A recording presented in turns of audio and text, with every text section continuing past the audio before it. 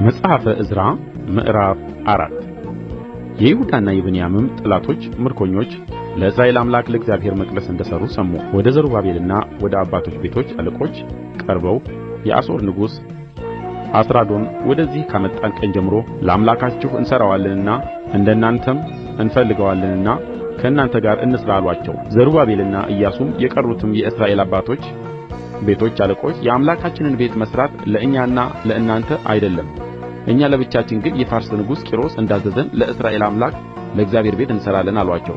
የምድሩም ሕዝብ የይሁዳን ሕዝብ እጅ ያደክሙ ነበር፣ እንዳይሠሩም አስፈራሩአቸው። ምክራቸውንም ያፈርሱ ዘንድ በፋርሱ ንጉሥ በቂሮስ ዘመን ሁሉ እስከ ፋርስ ንጉሥ እስከ ዳርዮስ መንግሥት ድረስ መካሪዎችን ገዙባቸው። በአርጤክስስም መንግሥት በመንግሥቱም በመጀመሪያው ዘመን በይሁዳና በኢየሩሳሌም በሚኖሩት ላይ የክስ ነገር ጻፉ። በአርጤክስስም ዘመን በሺላም ሚትሪዳጡ ጣብኤል ተባባሪዎቹም ለፋርስ ንጉሥ ለአርጤክስስ ጻፉ። ደብዳቤውም በሶርያ ፊደልና በሶርያ ቋንቋ ተጽፎ ነበር። አዛዡ ሪሁም ጸሐፊውም ሲምሳይ እንዲህ የሚል ደብዳቤ ጻፉ።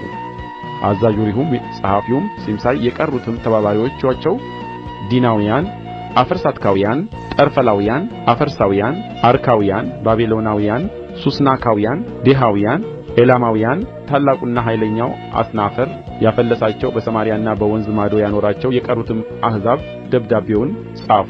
ለንጉሡ ለአርጤክስስ የላኩት የደብዳቤ ግልባጭ ይህ ነው። በወንዝ ማዶ ያሉት ሰዎች ባሪያዎችህ አሁንም ከአንተ ዘንድ የወጡ አይሁድ ወደ እኛ ወደ ኢየሩሳሌም እንደ መጡ ንጉሡ ይወቅ። ዓመፀኛይቱንና እጅግም የከፋቺቱን ከተማ ይሠራሉ፣ ቅጥሯንም ያድሳሉ፣ መሠረትዋንም ጠገኑ። አሁንም ይህች ከተማ የተሠራች እንደሆነ ቅጥርዋም የታደሰ እንደሆነ ግብርና ቀረጥ መጥንም እንዳይሰጡ የንጉሡም ግቢው እንዲጐድል ንጉሡ ይወቅ። የንጉሡንም ጨው እንበላለንና ንጉሡንም ሲያቃልሉት ማየት አይገባንምና ስለዚህ ልከን ለንጉሡ አስታውቀናል። በአባቶችህ ታሪክ መጽሐፍ ምርመራ ይደረግ። በዚያም በታሪክ መጽሐፍ ይህች ከተማ ዓመፀኛ እንደሆነች ነገሥታትንና አውራጃዎችንም እንደ ጐዳች ከጥንቱም ሽፍትነት በእርስዋ እንደ ተጀመረ ታገኛለህ ታውቃለህም። ስለዚህም ይህች ከተማ ፈርሳ ነበር። ይህችም ከተማ የተሠራች እንደሆነ ቅጥሯም የታደሰ እንደሆነ በወንዝ ማዶ ክፍል እንደሌለህ ለንጉሡ እናስታውቃለን። ንጉሡም አዛዦቹ ለሬሁም ለጸሐፊውም ለሲምሳይ በሰማርያና በወንዝ ማዶም ለተቀመጡት ለቀሩትም ተባባሪዎቻቸው እንዲህ የሚለውን መልስ ላከ። ሰላም። አሁንም ወደ እኛ የላካችሁት ደብዳቤ በፊቴ ተተርጕሞ ተነበበ። እኔም አዝዣለሁ፣ ተመረመረም። ይህችም ከተማ ከጥንት ጀምራ በነገሥታት ላይ ዓመፀኛ እንደ ነበረች በእርስዋም ዓመፅና ሽፍትነት እንደ ተደረገ ተገኘ። በኢየሩሳሌምም እጅግ ኃያላን ነገሥታት ነበሩ። በወንዝም ማዶ ያለውን አገር ሁሉ ይገዙ ነበር።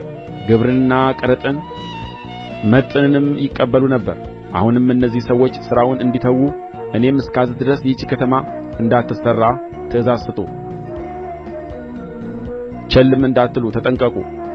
ለነገሥታቱ ጉዳትና ጥፋት እየበዛ ስለምን ይሄዳል?